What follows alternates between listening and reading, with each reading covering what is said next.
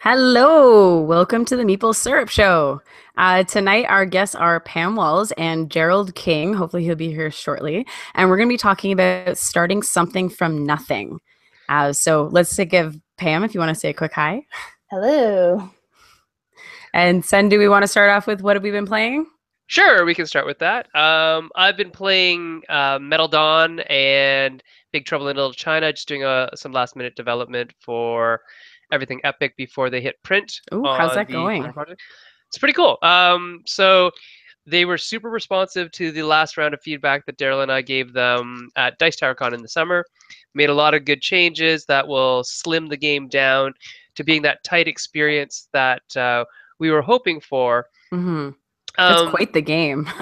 it is, and it's really neat to see it change radically in the amount of time that's played, but not in the feel.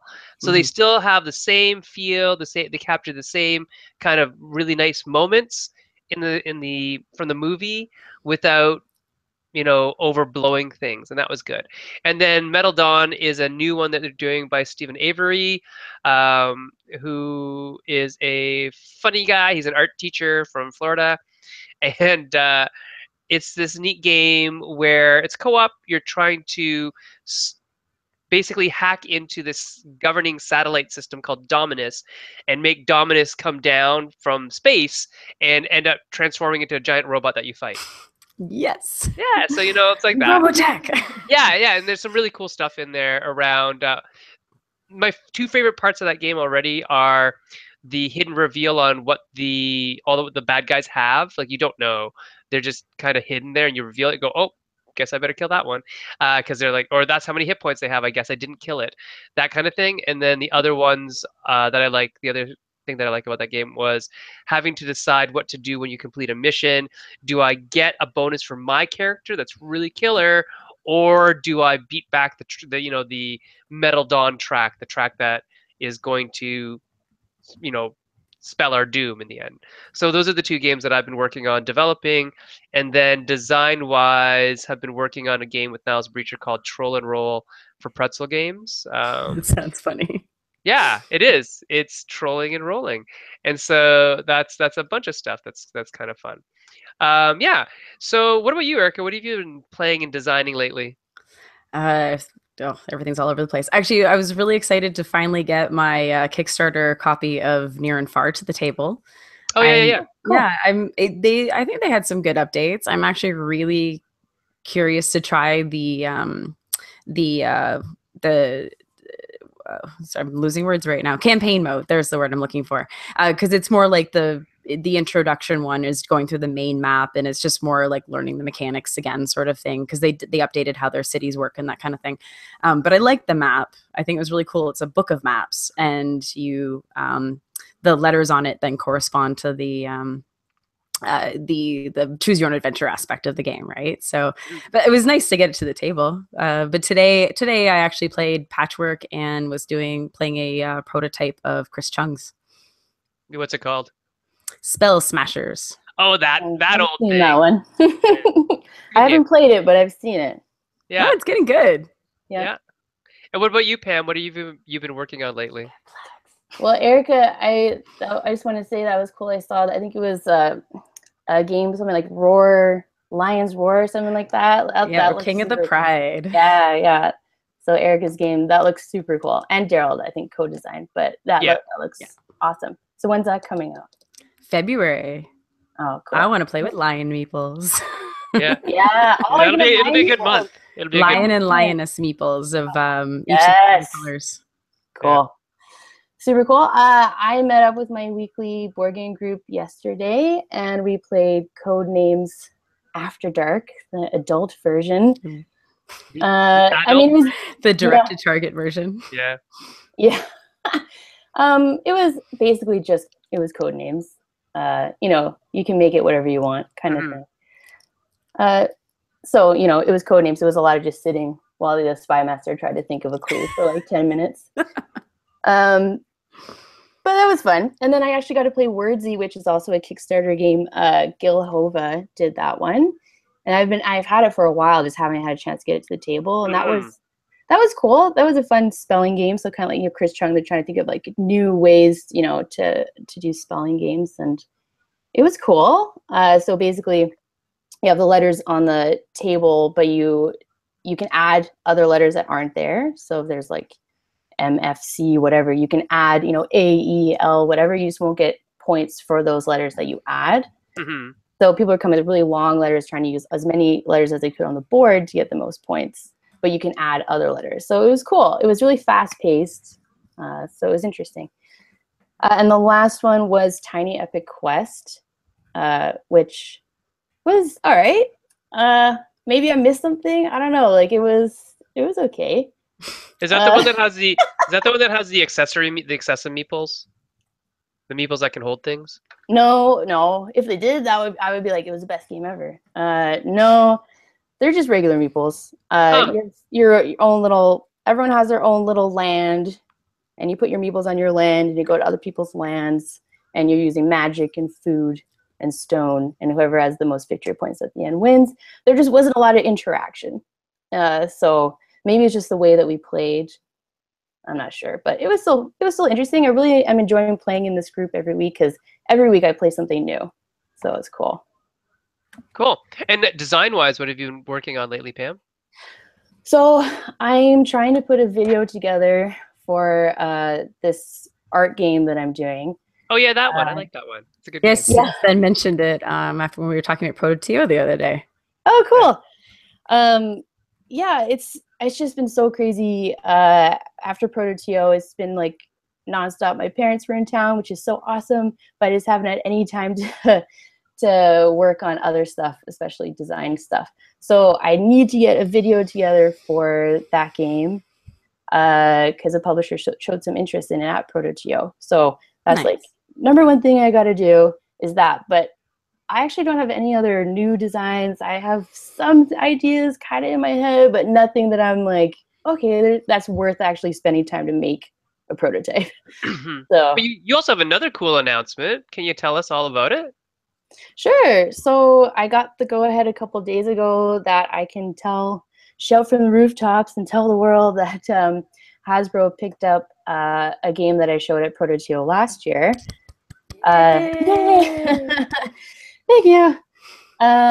So it was called Just Face It, and I worked on it for about 8 months when Hasbro saw it at ProtoTO. They asked me to mail them a prototype, which I did last fall, and then they eventually decided that they wanted to license it. So it's been about a year of like, oh, this is so exciting, but like I can't tell anybody.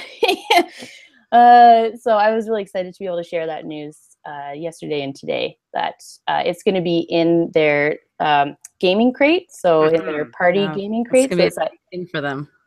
Yeah, so pretty it's cool. that new subscription service that started a few months ago. So they've already had 2 crates go out. They have a family crate and a party crate. So 2 more crates are going out in November. So my game, it's now called Hold That Face. It'll be in the party crate going out in November.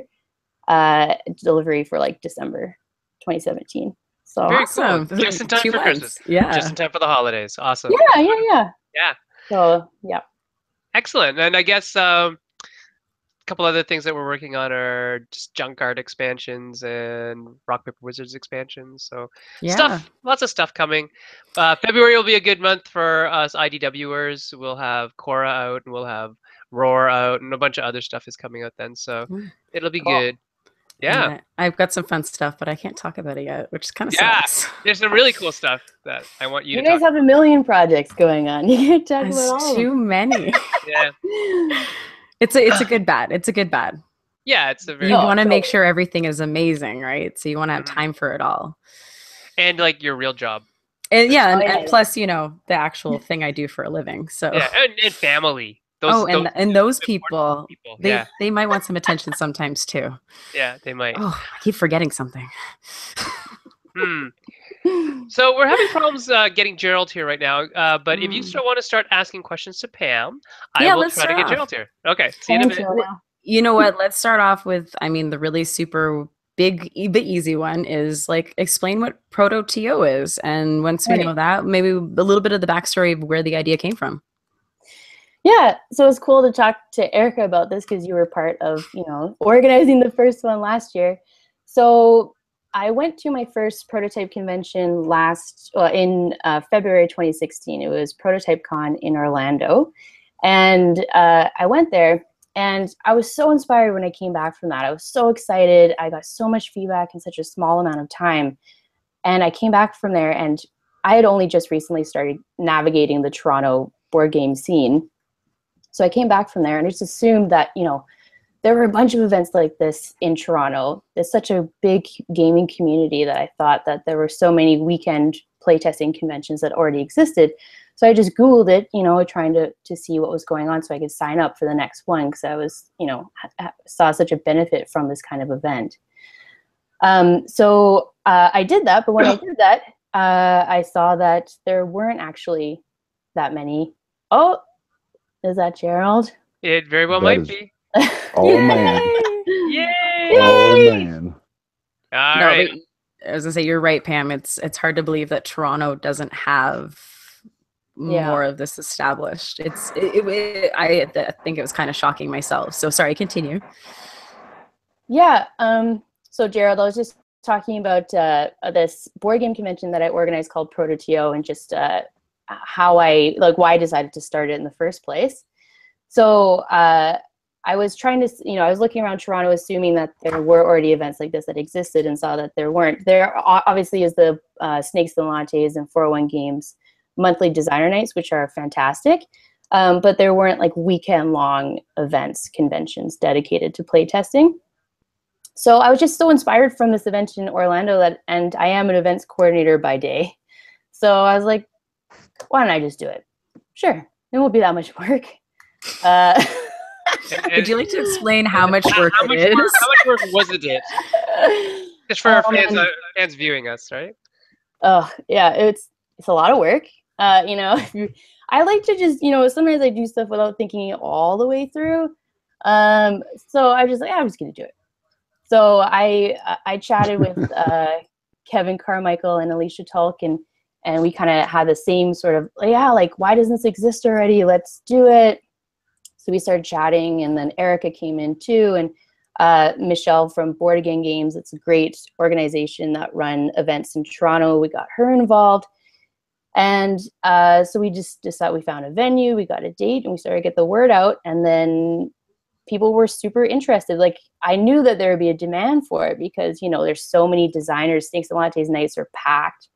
There's so many people that, I wasn't surprised that so many people were there. But we definitely, reached capacity. So then this past year, we got an even bigger venue. We already, I think, reached that capacity too. So it's, Yeah, gonna go bigger. I think we have to go bigger now. Yeah. Or we're just gonna go home. We're gonna go bigger, go home. Go bigger, go home. Everybody just go home. Shh, let's leave. Yeah. So before we move on to more stuff about ProtoTO, I actually wanted just to introduce the next guest on, Gerald. Gerald's here from Ohio. And Gerald, why don't you tell us? Like, I can't really do justice to Ultimate Team Up, so I'd like you to actually explain it from your point of view, being the creator and all that. Ultimate Team Up.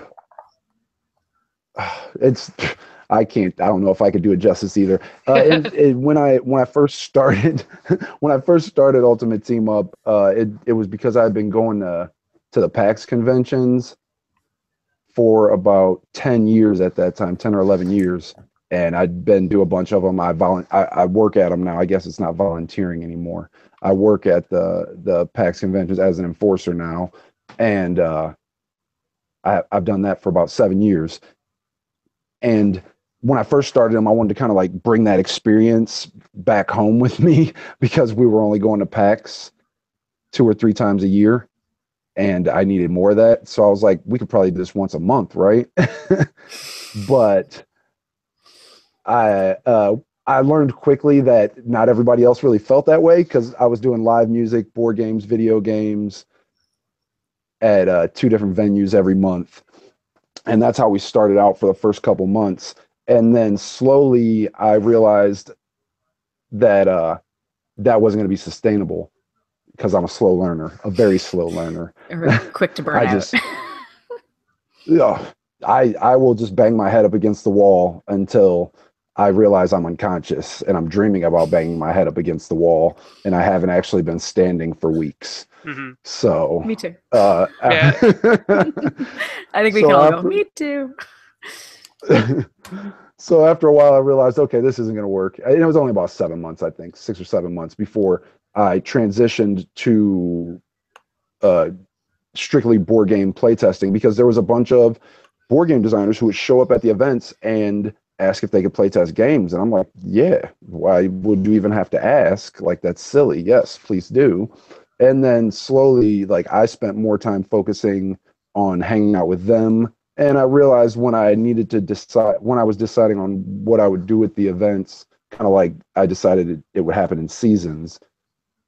The second season was focused entirely on board game playtesting. So that's where it's been since. So we've been doing that for 2 years, and we're regular monthly events. We meet at 5 different locations every month and playtest board games.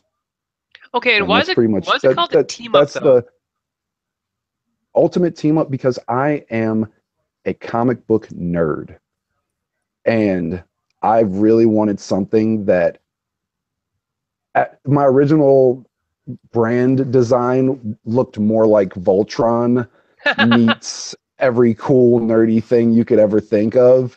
And like one of the little sketches I drew was all of them like high-fiving. And that was like in my head, I was like, ultimate team up, because in my head it was supposed to be music, comic books, board games, and video games. So it was like the ultimate team up. And slowly I'm realizing that now is more of like the ultimate team up of all of us working together to produce our games, Hmm. because it's Excellent. not something you can do by yourself. Not at all. Together we're better, right? Pam, Yeah. Matt Bonna on the feed is asking, how did you go about getting the word out once you decided to start up ProtoTO? Did you use social media events? Did you use posters? Did you stand on the street corner and give out flyers? What did you Yeah. Yeah, so partnering with Board Again Games was great because they already have a community. So, it was important. I wanted to partner with them just because I really believe in their sort of mission, which is about inclusivity and making everyone feel welcome, and just having games for everybody kind of idea. So they helped me, they helped spread the word with their community that already existed. Beyond that, I came up with the name, and I made a little logo, and I made little handouts like that. do? They're cute. And I brought I like those to, the Snakes and Lattes nights and the 401 nights and handed them out. And, created a Facebook page, created a Twitter page. And so, yeah, I guess it kind of happened mostly organically, like word of mouth. And then, just the regular, BlogTO and other places like that. Great. Oh, so we actually got an interesting one from the chat as well. This is a question from Michael Belsol. I'm going to send it to Gerald, but I mean, Pam, you can throw in at the end if you want. We were just talking about how to reach your audience, but also, I guess, how to find people to come in. So he was wondering, well, what if you can't make these play spaces, or what if you live remotely? Have either of you ever thought about an online space, or do you think that's something that's doable or possible? So I'm going to start with you, Gerald. Have you ever thought about moving it to an online space, or is that something you would ever consider? I actually try. I've been experimenting with doing something that's kind of online, but I haven't thought about doing playtesting events online. I've been playing with the idea of doing more like educational summits where we're kind of like meeting. We actually did the first one, and we called it DAP Talks because the name of our events are DAP, Design and Prototype. And we called it DAP Talks, and I can't remember the date. I think it was early July or early June this year. And it was, I want to say we went for about 8 to 10 hours. And it was just, we used the Be Live app, which basically makes Facebook look like Google Hangouts. And we used that and basically just did an online conference all day talking about social media and how board game designers use it to get their name out there and get their games out there. Mm-hmm. So I definitely think that's something that's doable, but I don't know how you would play test using an entirely online event. You could definitely have separate groups, like if you have groups or if you have solo play games or games with a solo play option, to where people who are very remote and very solo, to where they could actually play test the games. You could play test it with your group, you play test it with your group, and then we could come back and talk about it. But I'm not sure how you would play test. Maybe with Tabletopia I was just going to say or the same Tabletop thing. Simulator. Mm-hmm. Yeah. Let's workshop this one a bit. Pam, what are your thoughts on an online space? What kind of apps would you use? What type of other systems might you involve to have Yeah. people meet online and actually play games together? Well, I'm actually going to say that I wouldn't do that because I like, having people face to face in a room. The energy in the room of a playtesting convention, like you can't replicate that. Like it's so great having so many people in a room together. The creativity in the room, the energy of the room is so great. So I really like Gerald's idea of, if you live remotely, try to find people who live in your community. You can have your own weekend-long playtesting thing on your own. You don't have to, like, that's why I started ProtoTO. I wanted a local opportunity. So, just create your own opportunities where you live with people face to face. I do think you'll get a lot out of that by actually sitting down at a table face to face with people. Yeah. So I'm just kind of, maybe I'm a, anti-technology, but like, that's just kind of my approach. Yeah, well, that'll be good when Skynet takes over and Pam can then fight all the cyborgs for us. Okay. Yeah, like Awesome. I told you. Yeah. Pam's like, I didn't have a computer. I'm doing this all through magic. But let's just kind of roll back a second or two, because yes, I 100% agree that face to face is the way you want to do it if you can. But I'm gonna just be, this is not the true devil's advocate, but I'm gonna just say, so the actual question from Michael was about, he actually doesn't just live remotely, he travels a lot. And so he's never really in one place at a time, like he's traveling for work all the time. And so he's probably the type of person that could Skype in or something for, a night of playtesting or something, but couldn't physically get there. And so that's more the issue that he has, I think. So one of the things that we had talked about, and just so you know, this was prior to Pandemic Legacy. So Matt Leacock and I and Jay and a bunch of other people had been talking about using Sakoko to bring people together and do a virtual conference. And so if you don't know, Matt is A, the guy who did Pandemic, but B, also was the UI designer for Sakoko. He worked for them before he went pretty much just into game design.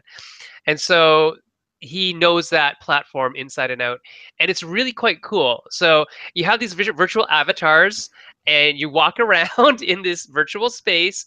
It's not like 3D or anything like that. It's just like top down map look, and you have a pawn that you're moving around, and when you go to different rooms, the only people you hear are the other people in that room, and the only presentations you see on your whiteboard is that. Yeah, go ahead, Gerald. Oh no, I was just, what was there was something like that, like Virtual Life or Second Life. Yeah, is it something like that? Not really. It's actually a professional a professional conferencing program is what it is. Okay. Yeah, I'm not familiar with this at all. No, and so we'd have a conference where, it might be Eric Lang talking in one room, Kevin Wilson talking in another room, Matt talking in another room, and then we'd all be able to walk to whatever room we wanted and view their presentation, hear them speak, interact with all the other people in that room and moderate that. Oh, wow. And then come back to a main area and then walk out of there again. So it'd be good for the talking part of it all, and that'd be really nice. Panels. Yeah, for people who can't get to the major cities, you know, for some people, actually even just getting to an airport is heck. It is not fun, right? It's not easy. And so if you want to have access to some of the top design minds in the world, we could do that virtually. The problem is the playtesting part. I mean, yeah, we can do Tabletopia, we can do Tabletop Simulator, but even that gets, you know, it's clunky. Yeah, you also have to be able to build it all yourself, right? And then I'm Yeah. pretty sure you Yeah. need a subscription if you're going to build it. For Tabletopia, you can do one for free, and then every Yeah, I user believe is it's free. one. For Tabletop Simulator, it's $10 or $19, whatever it is. It's usually on sale. And then, but everybody has to have it, all your players. And yeah, building's not actually that hard. We can go over that in Meeple Syrup sometime. We can do a whole thing. It's more manipulating once you're inside the environment. Depending on the type of game you have, it may not actually be possible. So for some things like Pam, for your drawing game, we just couldn't play it. There'd be no way to Yeah, do you that, would need right? like a tablet or something kind of thing. Right. It would actually Yeah. need to be a fully integrated thing, and if you did it, you might as well just sell that thing, right? Yeah, a lot of, I mean, my games are party games, so I don't know. It'd be a little Yeah. tough. And I make a lot of dexterity games, so that's just not Oh, going to that's happen. Yeah, you're both already screwed. This isn't happening. Oddly enough, though, there are physics engines inside Tabletop Simulator. They're just really bad. Well, they're not meant for that accuracy. They're meant for like dice rolling and things like that, right? right. Anyway, so there's that. And I guess it would be really neat to actually have more of this type of stuff where it is like a panel that people can watch. That's, you know, Yeah. that'd be kind of cool. What And then a little Yeah. more interaction than just the live feed, the live chat feed, but whatever. Gerald, yes, go ahead. What about the play table? Do you know anything about that, or the kite light? Those two devices are something I've been looking at, and I don't know if they plan on having any sort of remote play, but I always imagine those devices as something that if I had one and you had one, or if they were in two different locations, we could technically be playing Yeah, together at the site. I mean, I've seen the technology, but I don't know anything about it. Do you want to explain it to people just so that the audience might understand what it is? Oh, the play table. The more popular one, I believe, is the play table, but it's essentially a console like game system for tabletop gaming. It's like it's basically a really big touch screen that's laid flat for you to play games on, and it looks kind of like those like the earlier versions that were used solely for RPGs just as a map. A lot of people would just lay down a screen flat and they would display their different maps on them and stuff, and then they had touch screens to where you could actually do things for a while there. But it's an entirely integrated system that's dedicated for board games, and that's pretty much all I know. I've only seen one of them at PAX, and it definitely didn't have all the bells and whistles that the play tables now have. Mm-hmm. Well, I will say that so at ProtoTO, we definitely record all of our panels or presentations, and then we put them on our YouTube channel. So that part is online, but there's no interaction. Like, you know, it's not live. It's not like this. You can't ask questions as it goes on. But that part, you know, you can access a lot of that stuff online if you want to just see panels from different playtesting conventions. A lot of them are online. Yeah, like We GDC's could also panels do are that. up there. Yeah. I was gonna say, Pam, it's an idea for next year. Is you could do a live stream and actually have the Twitch chats come through, and All right. yeah, it could be Twitch, it could be YouTube, It could but be a either which live way. Meeple Syrup show. Yeah, we can There you totally go. do that. That'd be super fun. Okay, that's what we're doing next. All Let's right, do you're that. booked in. Yeah. Here we go. Book for next I'm year. permanently yours. You know that. I'm there whenever you need me. And I'm like, Sen's just gonna do every opening talk forever. It's fine. I can do that. It's fun. No, Erica needs to do an opening talk or 17. I know she was the moderator for the first one, but she definitely needs to be a keynote sometime very soon. 100%. No one needs to hear me talk. Everybody needs to hear you talk. You are an inspiring person. Sorry, Erica, you had a question though, right? Yeah, I'm actually going to throw in a really good one because I think this is something that, especially people who want to kind of get into what you guys have both created, you're going to have hiccups. So Madbana from the chat's kind of asking, well, what happens if you hit kind of the roadblocks? Like, how do you overcome them? How do you kind of get past that self-doubt when maybe things get in your way, because I think that could be pretty quickly discouraging. So is this sort of towards like planning for the convention? Yeah, for planning for a convention. Oh, So, okay. you know, if you're trying to put something this big together, there's going to be Right. hiccups. It's almost like, how do you overcome them or not let them get to you? Because I was thinking about like hiccups and doubts in game design, and I have a lot of examples for that. But We'll come back to that. For organizing the convention, I mean, obviously the biggest fear is that no one's going to show up. But you know, at the end of the day, I was just like, you know what? If no one shows up, I know for sure that like my 5 best friends will be there, and then they'll just test my games all weekend, and it's all good. You know, so you can't control everything. You just have to pound the pavement, you know, just get the word out, talk to people. And, you know, there was actually a few times where people did doubt that, you know, no publishers are going to show up to that, you know, it's not worth my time kind of thing. And I was just like, that motivated me more. I was like, oh, really? I'm going to get Hasbro to come and Mercury Games and Foxmine, you know, like you just take any doubt that people give you about like, it's not going to work. No one's going to show up. Publishers won't show up. There's no point. Just take that and channel it take it as a challenge. Be like, all right, well, I will show you. Yeah, and I hope just as a aside, at the very first ProtoTO, when you had started talking about it, Pam, I hope you didn't take anything that I said as direct conflict. I was I'm not talking about you. No, but I was probably that person who was saying, "Oh, how are you getting in contact with them and things like that?" Because I just wanted to help. No. So, oh my god, that's so funny. I just want to make sure. I am talking about you, and I'm glad you feel bad. No. Oh my god, no. Everyone was so helpful. Honestly, like you were so helpful. Gerald Andrews was so helpful. All these people were so excited. Like overall, everyone was so excited about this possibly happening, and they're like, "How can I help?" Mm-hmm. You know, like the way more than those, you know, doubt, those like negative interactions. There's way more positive. So don't let any doubt or fear, like you're anticipating doubt or fear, don't let that stop you from going for it, because you're going to see there's way more enthusiasm than there is negativity for sure.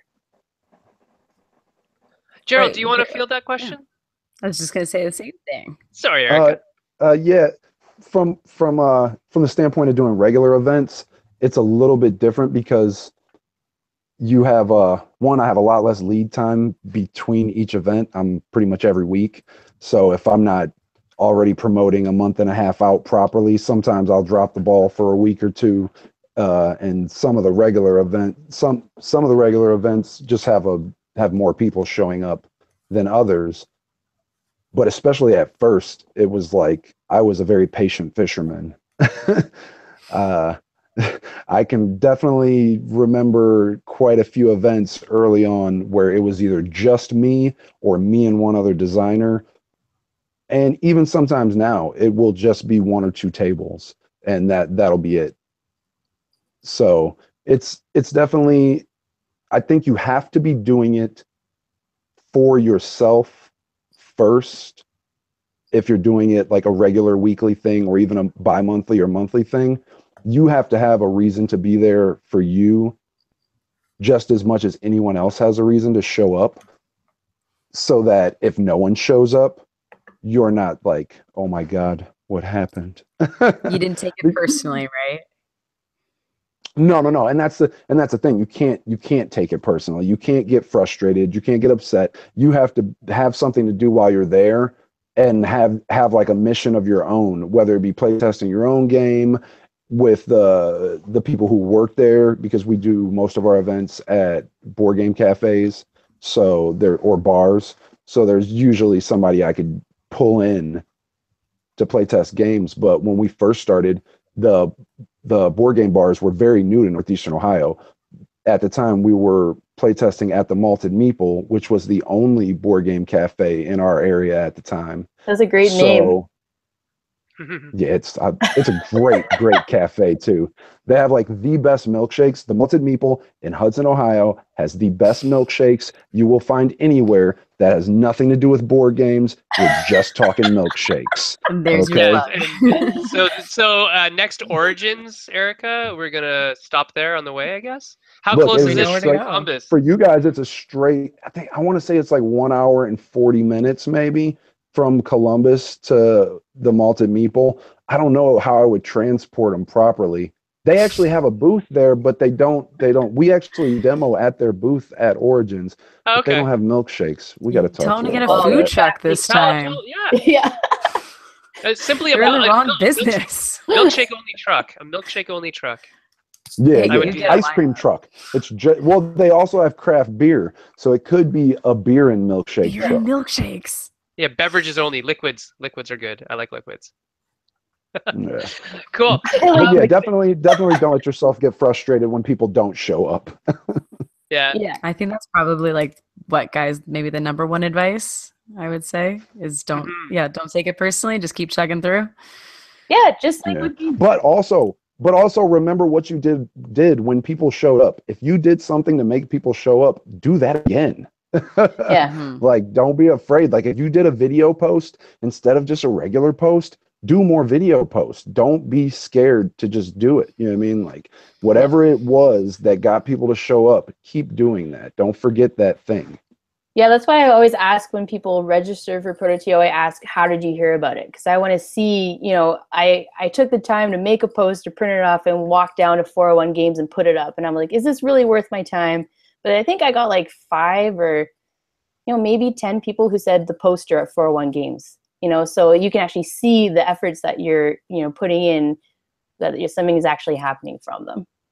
I think that might be a really good point too, because one thing that Pam does, I'm not sure if Gerald, you do this as well, is after the event, she sends out a survey to kind of get the feedback that she's looking for to help drive the next year. Do you collect anything like that? No, but because our events are so regular, I usually see everybody, and I'm really big on just Facebook and bothering people on Facebook very often. So like right now I have 5 chat windows open in Messenger. And I mean, I'm just kind of like, hey That guys, I'm on this explains why show. you're I'm on. passionate, I'm on. Joe. I was gonna say, Multitasking. do you want to do a shout out? Do you have a Facebook group? So we were just talking in the chat. Someone was actually asking kind of what the links are to these events and communities. And I was just, I happened to be saying that ProtoTO does have an active Facebook group.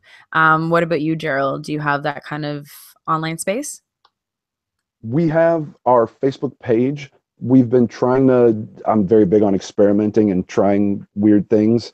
So we had an event organized, like a group where it was just all of us who play tested at the events. And we're trying to develop a group that is more for the play testers to speak with the designers and ask questions, and less about us organizing the events. Because at first, the primary focus was organizing the events, making sure they ran right on time and regularly.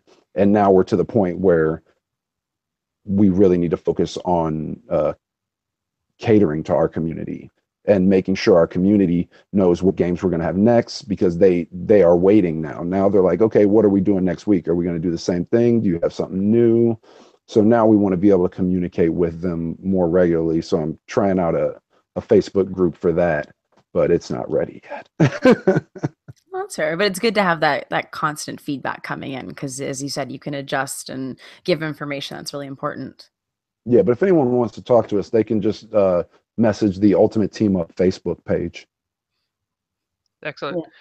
Yeah. And Pam, what do you think has worked the best for you? Just Facebook? In terms of promotion of ProtoTO? Yeah, in terms of promotion and retention and getting the word out. That Facebook group, and it's a group rather than a page, but that was important to me because I wanted people to be able to post themselves, and it wasn't just me posting, like a one-way communication. So that group is really active, and that's really cool. People will post, like, this is what happened with my game that I tested at ProtoTO a few months ago, so people can share their excitement there. The other thing is just word of mouth, really, I think. people who had a good time, had good experience at ProtoTO, you know, they told other people about it. And so I think that's what really helped with ProtoTO's attendance this year, which was like, I think double last year. So There were a lot. yeah. It was good. Yeah, it was great. It's a good problem to have when you Mhm. outgrow your venue. And Gerald, what about you? What is I the number one thing is Facebook for you then? I think well, honestly, when you talked about the posters earlier, I have so many people who I'm like, "Oh, did you find us on Facebook?" And they're like, "No, no, no. There's a poster over there on the wall that has the schedule." Yeah. Because we're Oh, everywhere 'cause you're where we're weekly, at, right? we're a Yeah, yeah, yeah. regular event. Exactly. So they see we're actually not weekly everywhere though, because at each location we visit it once a month, but Right. every week we're at a different location. Ah, So everybody walks in, like we're at the Nervous Dog coffee shop in Akron, and they have a calendar. So they know that on the third Thursday of every month mhm. we'll be there. So every single month there is new people who have never seen the Facebook page. They have only seen us from that calendar. Mhm. And I Yeah. don't there's been a very small percentage of people at like that location who have even seen us on Facebook before they found us, So which I've always found you're driving amazing. like once a week to different cities, to different cafes in different Yes. cities. Wow, that's dedication, man. How far is it Mhm. from Akron to where you're from and to wherever the malted meeple's from and all that kind of stuff? Oh, well, they're all nowhere is more than 40 minutes away. We're kind of Okay, that's not too bad. experimenting right now with like a 4 time a year thing in Pittsburgh. Hmm. And That's not so in we're gonna be Ohio, dude. I'll be doing that. I drove for a while. I saw this place called LFG looking for group, and it was amazing. And I was like, all right, we're doing an event here. And they were like, we're in Pennsylvania. Whatever. Yeah. We're here. Hence the shirt. Hence the shirt that you're wearing, right? Yeah, yeah. These There you guys are go. awesome. Yeah, that's cool. Erica, any other questions you've got burning in your mind?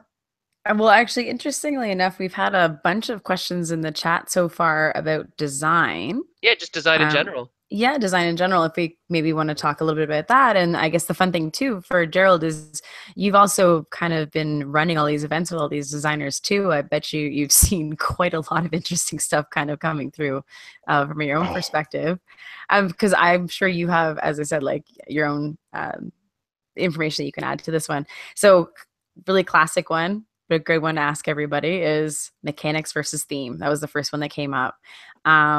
Which one do you do in your designing and why? Do you want to start, Pam? Sure. I love this question because I do party games, so I don't worry about theme. So you are mechanics. I guess I'm mechanics 100%. I mean, I've thought of some cool themes, but you know, so many games have already done it and already done them super well. So it's so hard to come up with a unique theme and get it to market before someone else already has. So you know what? I'm good over my party game corner to just like not worry about it too much. Yeah. Gerald, what about you? For me, I wrote stories before I made games. Mhm. So for me, it's always theme first. It's a lot of times it's like overarching emotional experience first. Like I'm like, I want 5 people or 4 people to feel like this for this long. How do I make that happen? And then I kind of pull theme from there and then mechanics. But it really starts with, okay, what do we want to do before anything else? And then I go, and then it could go either way from theme or mechanics, depending on what is more important to get that reaction. Mhm. If that That's makes great. sense. Yeah, it totally makes sense. No, it's great to design for emotion. I mean, that's where the fun is sometimes. That's right? interesting too, because like I don't worry about theme, but I do also have almost the same approach. You know, just like I want, what do I want them to feel? What do I want them to experience? So it's kind of almost the same approach, but 2 different paths. Mhm. Yeah, And I mean, because for party me, games are all about that. mhm, Yeah. Oh, I'm sorry. definitely. No, it's You know, okay. go. What's your process, Sen? Oh, it is overarching experience all the time. That's the cultivation at the end, right? But first, I mean, typically I start mechanically.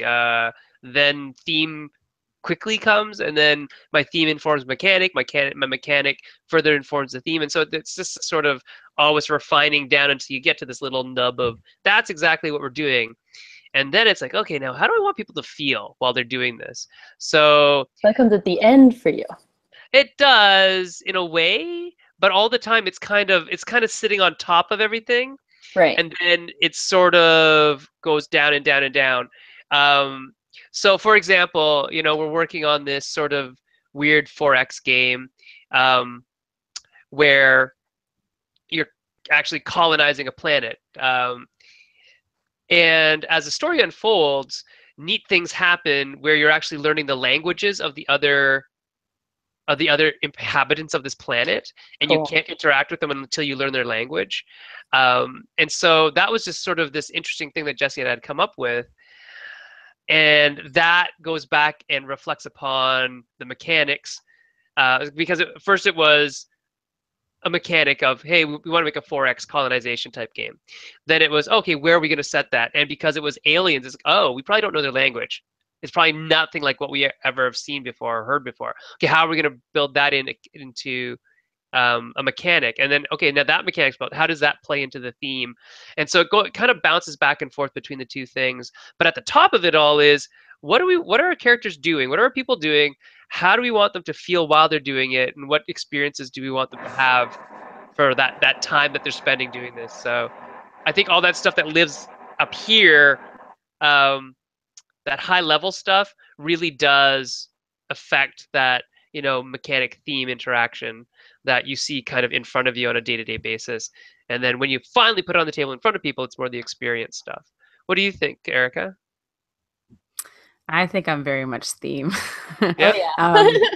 I would say it's funny actually. I think kind of similarly to what Gerald does is, to me, they're stories, and so the story is there first, and my mechanics almost exclusively fall out of the story.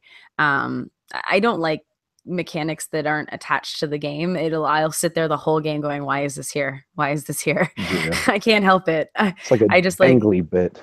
yeah, you're like, it's like a thread you want to pull. And like, honestly, I'd be happy half the time if someone said it's magic. It's like, well, at least you tried to explain it. I was like, that would make me happier than no explanation, I'll be honest. But yeah, I tend to have a story. And then what I think about is, I think, how would you play that story? And the minute I ask myself that question, that's when the mechanics come from. And Cool. so for you guys, where theme is, so important to your game, how do you feel if you gave your game to a publisher and they're like, no, retheme? Like, do you feel like it's so integrated that they couldn't even do that? Or like, how do you? I don't okay. think I've come up with a game yet, like just even like in my notebook, that I'd feel comfortable giving to a publisher. Okay. That's I'm fair. like a self-publish. I don't think I'll ever do anything but self-publish a game. That's like my goal right now. We're planning on launching a Kickstarter in about a month and a half, 2 months, and maybe 3 months. Yeah. As I Double say it. as I say it, I'm like, oh no, 5 months, 5. But maybe I'm just not a mature enough designer yet to even imagine handing off my designs and saying, here, just do whatever you want with this. Like, oh. How about you, Erica? Has that ever happened to you? I haven't had a retheme. Well, actually, to be fair, I have a game that has a second version that's going to have a retheme. So I am rethinking it based on the new version. But I don't think I would have too much of a problem with it if, at least within my contract, it did say that I had some sort of input on it, which, I mean, there are contracts that have that, right? Like the first right of refusal if we're developing or something like that. But if it made sense, I'd be fine with it. There's still always a part of me that feels like there will be more games. So for whatever reason, I know you put a lot of work into it, but if something happens, it's not the end of the road. It's just that one game. So that means, what about all the next ones?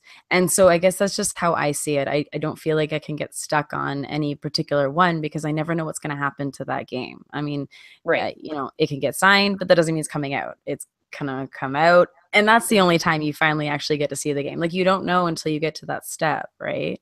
Yeah. Something could happen in between. So I think there always has to be that little bit of sense of it's okay to let it go, even if you thought it was really far along, and kind of maybe trust who you're signing with too. To be fair, I purposely am trying out different publishers. There's a part of me that just wants to see, what are those different relationships like? Which one will I want to work with in the future? And I think now is a great time to be doing that, because it kind of gets that out of the way early. And I might mean that I get burned here or there as a possibility, but I'm aware of that fact going in. You can always learn from me and my burn. I'll let you know all about what burns Sen. Oh no. That'll save you from getting burned in the future. No, it happens, right? So it's just experience. And if I can save you from that, awesome. If I can help anybody not ever sign a game with a certain company that begins, is with a Q, that's awesome. Noted. It's just, everybody knows designers talk to each other and tell each other what publishers are like. And with the internet. Yeah. So I mean, for me with retheming, it's not a horrible big deal. I mean, I design on spec for people anyways, not for free, but on spec, meaning they give me the specifications and I'll design a game for them from scratch. So I'm good with going backwards as well. Typically though, because my designs are super tight, if it was a thematic game, it's a lot of the people are like, well, it couldn't be anything else but what you wanted it to be. Yeah, right? No, it can be lots of other things. Yeah. Oh yeah? Okay. Yeah. It can. It just there's going to have to be some work to unravel some of the stuff, right? There's going to be a lot of dangly bits, I think. Well, that's sometimes there are, and sometimes you can hand wave the dangly bits. That sounds weird. This episode should be called Dangly Bits. Yeah, you can chop off some of those appendices, and appendices. You can get rid of some of them, but some of them are necessary for the game to run. So you just kind of have to view it in the right way, I think. Okay. Next question. Let's see. There's a couple other ones. There was a good one either about writer's block or protecting your ideas. Is there either one you want to kind of go at? Yeah, Pam, what about designer block? What is the fastest way that you get past designer's block? I feel like I'm experiencing that a little bit right now. Yeah, you're saying. Yeah, so I have one game that I've been focusing on, just getting published and, waiting for that to sort of happen. It's consumed a lot of my sort of mental energy. So I have been working on this other game, but now it's, this is my art game, but I feel like it's, it's almost done as well. It's almost being wrapped up. So I feel like I need to have some other things in the pipeline, but man, nothing is sticking right now. So I'm almost sitting down and just literally putting my thinking cap on, just think of something, think of stuff. And I just I'll write down ideas that come to me. But usually in the past, things have just popped into my head and I'm like, that's great. But things aren't really popping in my head lately. So I think really, playing in my weekly board game group has been really great because I'm being exposed to so many different games and so many different mechanics, and it is inspiring me. So I think playing a bunch of games is always a good thing to do when you're sort of feeling a little bit stuck. Writing down all of your ideas, even if they might seem a little, not a lot of potential, still write them down all the time. I write mine in my phone. And just try stuff out too. Even if something sounds like that's pretty silly, get it on the table. Maybe something is there, so those are kind of the ways that I try to do it. And also just take a break sometimes. I think I might just need to take a break for a little bit. I think maybe I need to create some room in my brain to think about other stuff. Gerald, what about you? Gerald? Yeah. Uh, for designer's block, I track iterations very like very closely when I'm designing. So I can, if I get like really stuck, I'm gonna go back and look at what another game was a couple iterations ago, and just play with that. You know what I mean? Like, and just fiddle with it. Like the game that we're working on putting out on Kickstarter now, I'll go back and play with old iterations of that, and that's actually where I made a mini game for it. I was kind of having designer's block over the summer because there was just so much going on. I was so busy, convention season plus our regular events, and it was like there was no brain space left to come up with new ideas. So I just went back on iterations and started playing around with something I already had, kind of, and what it used to be, and ended up coming up with something new. So I feel like that's my current solution to any sort of block. Sounds good. For me, Yeah, what about you, usually, Sen? yeah, what I do is I will, I'll actually do weird things like, I'll go to a convention and not not buy a thing, but I'll sell.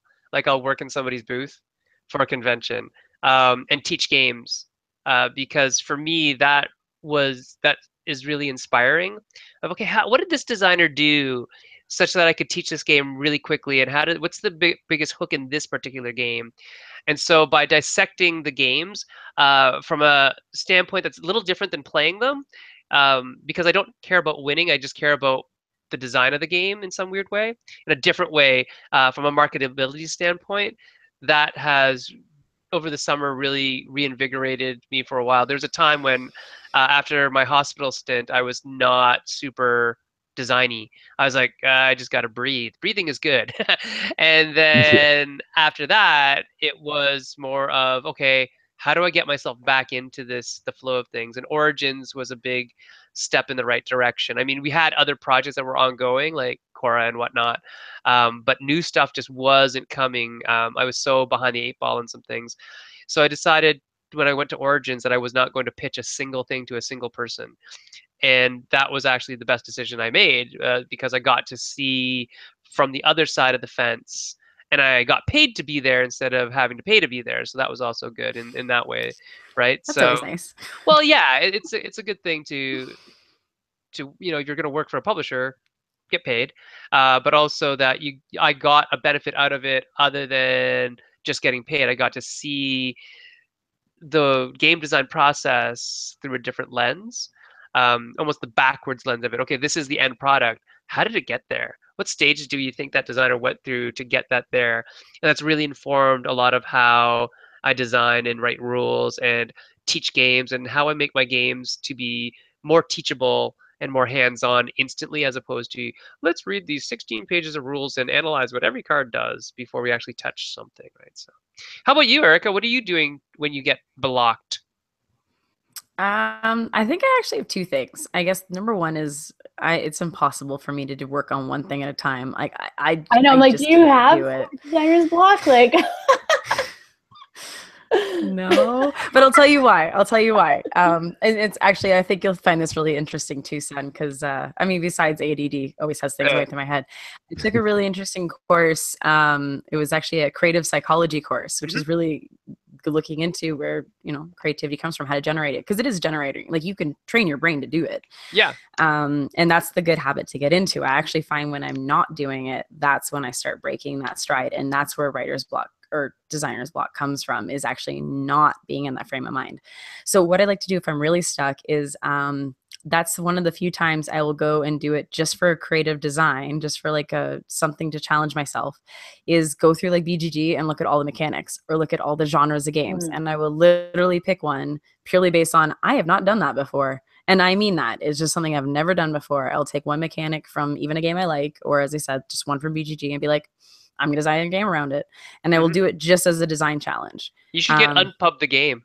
I did. Daryl bought it for me. Yeah. um, So it was for that reason, because he actually knows I do that. Yeah. But that's where a lot of my ideas come from. Is if you ever look at my games, not one of them is even remotely like the next one. But I actually do it on purpose because I always want to try a new type of game. Yeah, that's a Jay and I do that as well. We always purposely say, okay, well, now we're going to do a dexterity game. Okay, we've done that. Yeah. Now we're going to do this type of game. Okay, we've done that. Now let's do a party game. Okay, we've done that. Now let's do this. And so we want to be known as, very, very versatile designers, which is, I guess, what we are. When you guys have done every single kind of game, will you then evaluate all of them and decide which ones you're best at? I don't know. Think people have a natural connection. But... And then do that one again. You know what I mean? Then you start with that one. Then you're like, okay, we were really, really good at this one. So let's do that again. It's interesting. I think there are people who actually really do believe designers have something that they're really good at, or that they constantly will eventually emerge as doing over and over and over again. So I don't know what mine is yet. Or well, even a good example is even like Daryl. Daryl throws dice at everything, right? but that becomes that's something that's almost like a calling card of certain designers' games. Mm-hmm. Whereas other people I don't think do that at all. Like, I don't know if I'll have a thing, though I have noticed I do a lot of maps so far. I don't know if that's a constant thing, but there are maps. So I don't know. You like maps. Maps tell stories. I seem to like maps. Your games all look really pretty too. So that's part of my feel thing. I personally need to see things and almost like play them, like touch them, in order to make a game. Yeah, definitely. Let's hit one more question before. Yeah, I mean, I should probably. Because it's getting late for those of you who aren't on strike. Haha. Just kidding. I don't like being on strike, but I'm on strike. He's on strike. It's not good. This is an interesting question. Sir Bob asks, inventoritis. How do you avoid protecting your nothing even before it's something? Interesting. So, I mean, this could go for the whole idea, any intellectual property idea. So from a game all the way up to a convention or a weekly meetup. How do you protect that idea so that nobody else is doing it, or is that okay, or what do you think? I'm going to shoot this one to Gerald first. How do you protect? I would say establish the existence of the thing immediately. Make a Facebook page, make a Twitter handle, get the Instagram handle.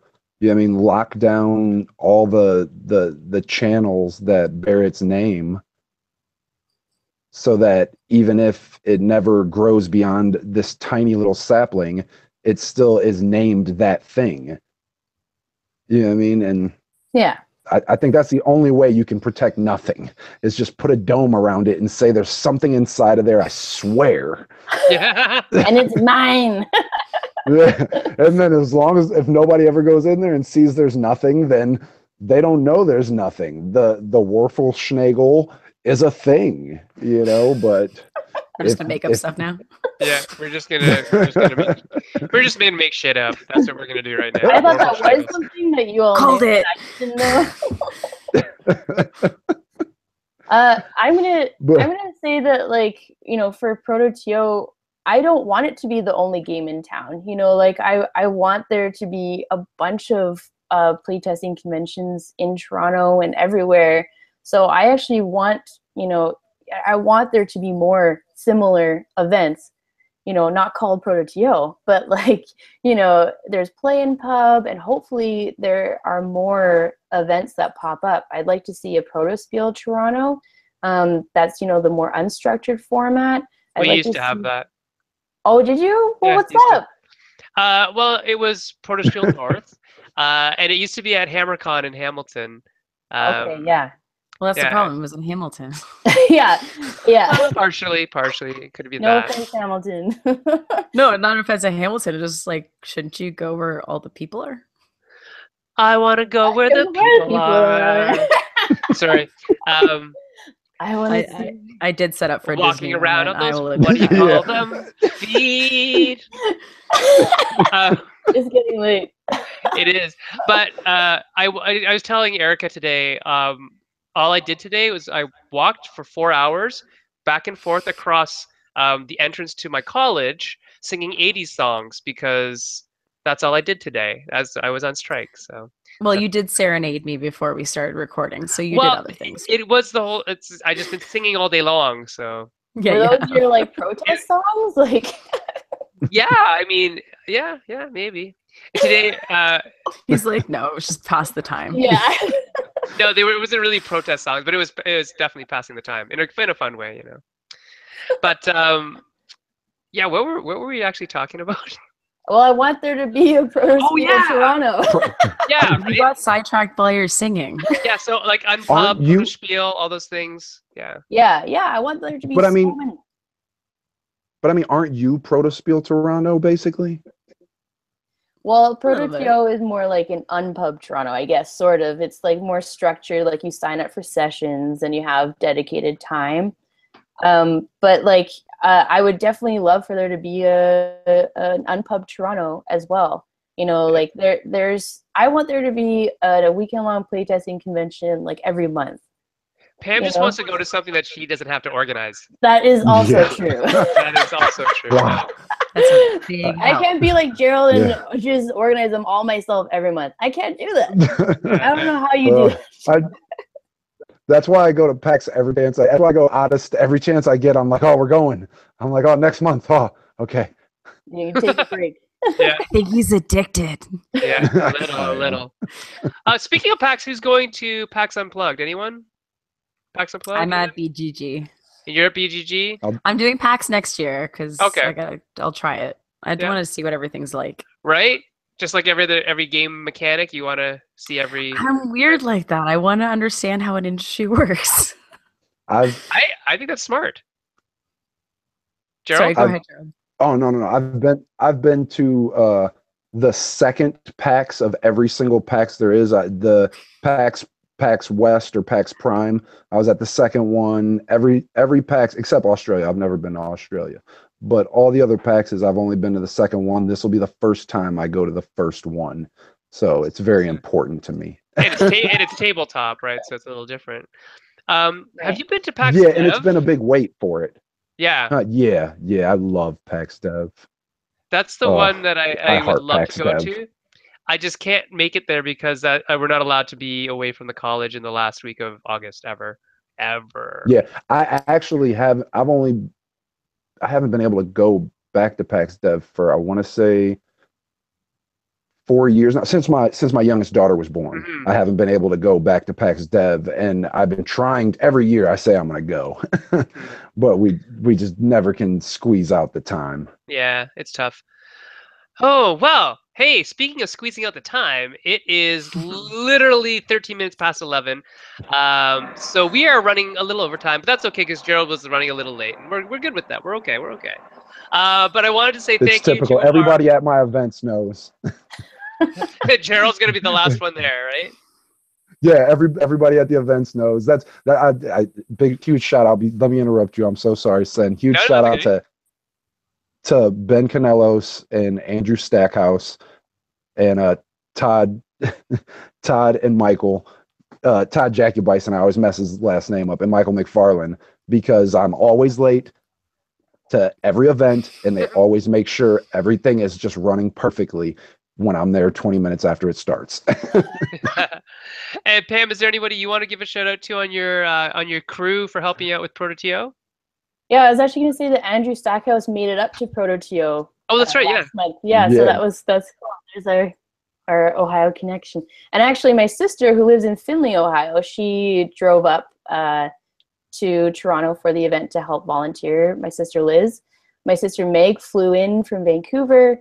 My really good friends Steve and Jess drove in from London, Ontario. My good Yay, friend London, Ontario. Yeah. Hey, why don't they play test with me? They should. I'll tell them to. Yeah. They love playtesting games. Like they don't design games. They just love games. They love playtesting games, and they're awesome. Yeah, 100% get them in touch with me. We playtest every Thursday night. I will. Yeah. And my good friend Amanda volunteered. Obviously Michelle from boardgame games, and Matt and CJ and Val and Eric. And I hope I don't forget. I forgot my friend Amanda to thank her at ProtoTO, and I felt so bad. So I think that's it. But everyone who helped volunteer, they did such an amazing job. And some designers and other people showed up early on the Friday to help set up. A bunch of people stayed Sunday night, including Sen, to help clean up. So just everyone was so helpful and so great.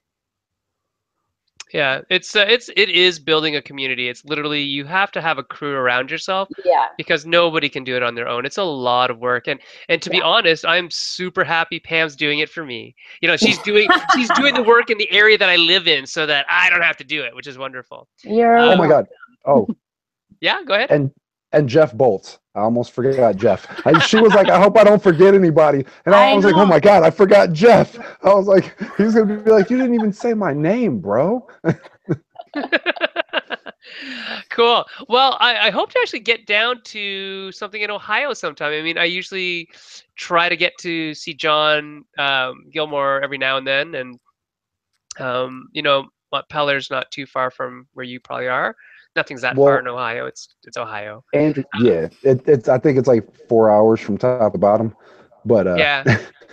Andrew Andrew's bit by the bug because he went to Protospiel Chicago, and I feel like I'm totally putting him on the spot here, but I don't actually care.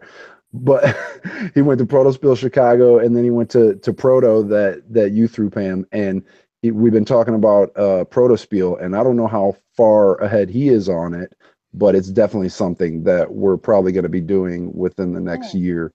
Is a Protospiel in Cleveland, Ohio. Awesome. Oh, nice. Great. Yeah, so we're not sure if it's going to be a part of another event. There's a couple local conventions that it would really fit in that we could piggyback off of, but I'm pretty sure that he's probably already organizing it right this moment. Excellent. Sen and Erica, before we stop, I forgot to thank my husband, John. We're just going to keep remembering all the people we forgot to thank.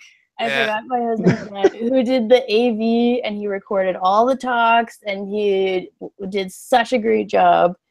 And Ben Bratzel also helped with the AV. So very cool. I would feel so bad. I got it.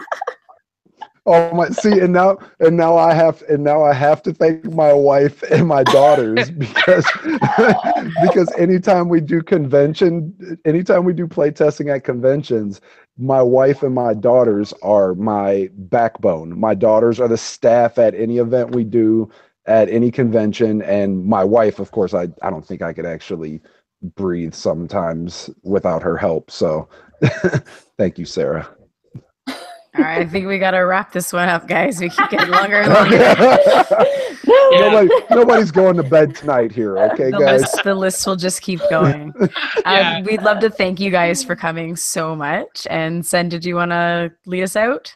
Yeah, so I'll just let you guys know that next week we have Avenel Wing from Double Exposure, DexCon, Metatopia, the Envoy program. So Avenel will be here, as well as Kate Bullock from Toronto Area Gamers, Breakout Con, etc., etc. And so those wonderful, wonderful people are going to tell us about how we as designers can give back to our communities. So today was creating that community, and now how can we give back to that community once we've recognized a little bit of success? Oh, that is one thing I wanted to ask you both before you go. Is there a game or games that have gone through your process, either through ProtoTO or through Ultimate Team Up, that have been published, that have been picked up by a publisher and published? Self-publishing is okay. Don't get me wrong, Gerald. I just want to know, has anything gone further than that, right? What do you think? Gerald? For me, Ben Canelos just had Red Scare published by Pandasaurus Games. I believe it was actually released today. Oh, nice. Feel like I saw him post like oh my God, it's finally here. Or not released today, but he actually got copies today, or it's in stores today. Okay, very cool. So I feel like that happened today or tomorrow. But yeah, Red Scare from Ben Canelos was actually one of the first games at our events that was play tested. I see it right we've here. Had a couple Yes, he put his picture up 4 hours ago. Awesome. Awesome. If you don't know, Red Scare is the one with the like the glasses. right? Yeah, Yeah. where you're trying to find out communist spies. It's pretty awesome. Yeah, It's a that's very really fun game. And then we've had a handful of games that were kickstarted through that were play tested through our events and then kickstarted. awesome. Pam, what about you? Well, Curse You by Daniel Rocky was picked up shortly after ProtoTO last year. Mm-hmm. And then my game was picked up by Hasbro last year as well. And that's, as far as I know, those are the only two. If there are any others, please let me know. I'd love to share and let people know. But as far as I know, Erica, were any of the ones that you tested, were they picked up?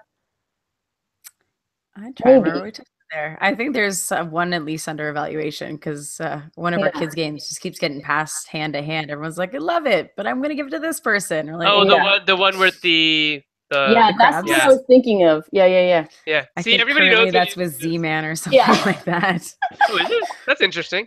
It keeps moving. That's pretty funny. I just talked to Zev today. Actually, it's funny because Zev is somebody from Z. Well, he's not with Z-Man anymore, but Zev, who is now with WizKids, hates working on Tabletopia or Tabletop Simulator. Just so you know, just in case you're ever pitching to him. Yeah, don't do that. Anyways, so let's end on that note. We'll see you guys here next week when Avenel Wing and Kate Bullock will be here telling us how to give back to the community from our side of the fence. All right, so with that, thank you so much. We'll see you guys next week. And thanks to Pam and Gerald for coming on the show. See y'all later. Bye. Bye, everybody. Bye. Bye.